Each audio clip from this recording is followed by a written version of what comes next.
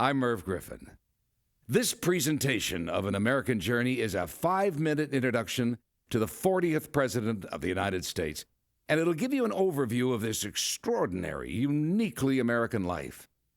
In a nation where any boy or girl can grow up to be president, Ronald Reagan lived that promise and changed our world forever. This is his American journey in his own words.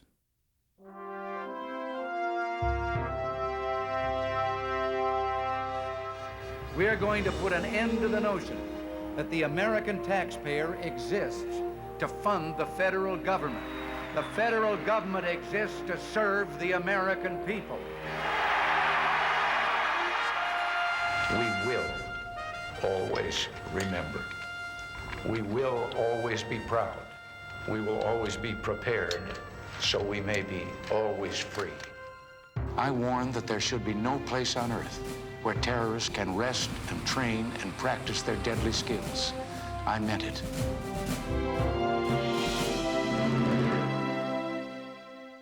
Happy birthday to you. The reason I came home today was not to celebrate my birthday, but to celebrate Dixon and America. I was born in 1911 in a flat above the local bank in Tampico, Illinois. We moved to Dixon when I was 9. All of us have a place to go back to. Dixon is that place for me. To say that I wanted to be a movie star would have been as eccentric as saying I wanted to go to the moon. President of the Screen Actors Guild, tireless worker for the welfare of our country, Ronald Reagan.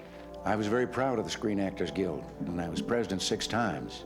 We're meeting it again now under the name of communism. It's the same old script with a new cast. Most of us had wonderful dreams when we were children about what we wanted to be when we grew up. I worked on a television program called GE Theater, and I would spend between 12 and 16 weeks every year traveling the country, visiting the workers in GE plants. And I learned something. Ladies and gentlemen, Ronald Reagan. You and I have a rendezvous with destiny. We'll preserve for our children this, the last best hope of man on earth, or we'll sentence them to take the last step into 1,000 years of darkness. In California, actor Ronald Reagan and Mrs. Reagan arrived to cast their votes in the state's primary election. It's his first political contest. I never meant to go into politics, but back in the 1960s when I began, it seemed to me that the government was taking more of our money, more of our options, and more of our freedom. I went into politics in part to put up my hand and say, stop. Good evening. I'm here tonight to announce my intention to seek the Republican nomination for President of the United States. The dynamics of the Republican campaigns changed here by the big Reagan victory. Today was Reagan's day. Governor Reagan from Walter Cronkite, congratulations too, sir. I, Ronald Reagan, do solemnly swear that I will faithfully execute the office of President of the United States. Your dreams, your hopes, your goals are going to be the dreams, the hopes, and the goals of this administration, so help me God. I'll wrap you up and ribbon you. What do you say about someone who gives your life meaning? What do you say about someone who's always there with support and understanding? Someone who makes sacrifices so that your life will be easier and more successful. But what you say is that you love that person and treasure her. So Nancy, let me say thank you for all you do. Thank you for your love. And thank you for just being you. Let me read the solemn oath taken by each of these employees. I am not participating in any strike against the government of the United States or any agency thereof. It was my job to protect the rights of the American people.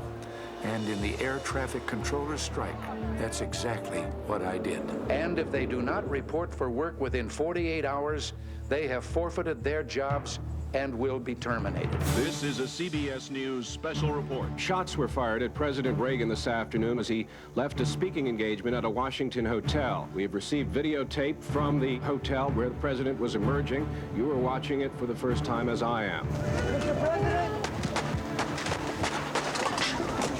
The surgeons said that his last remark before he underwent anesthesia was he wanted to make sure that all of them were Republicans. They said that today everyone is a Republican. Letter came from Peter Sweeney. He's in the 2nd grade, and he said, I hope you get well quick, or you might have to make a speech in your pajamas.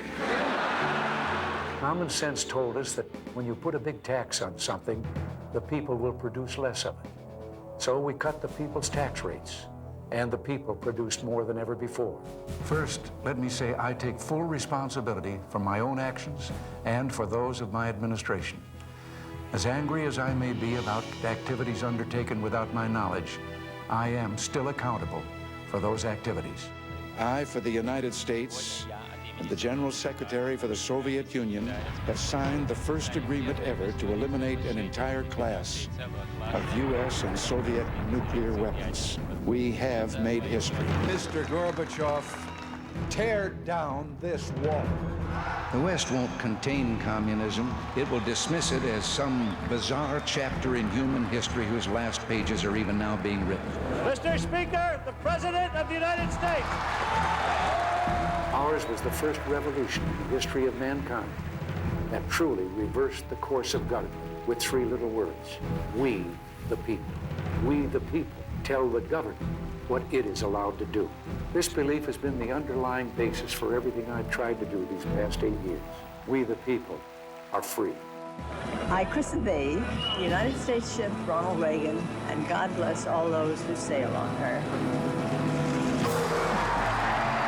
It is time for us to realize that we're too great a nation to limit ourselves to small dreams. I do not believe in a fate that will fall on us no matter what we do. I do believe in a fate that will fall on us if we do nothing.